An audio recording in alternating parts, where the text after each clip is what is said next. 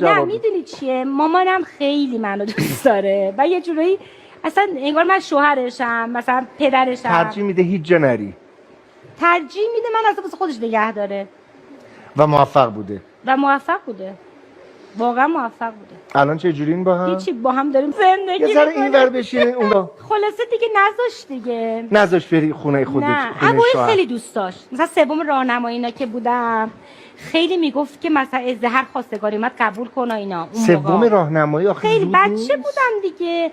بعد من یه روز دیدم مامانم صدا میکنه نعیمه جان بیا پایین. مثلا من اینجوری گفتم چیه مامان داره اینجوری سوال می‌کنه. رفتم دیدم یه خانومی جلوی در کوچه وایساده.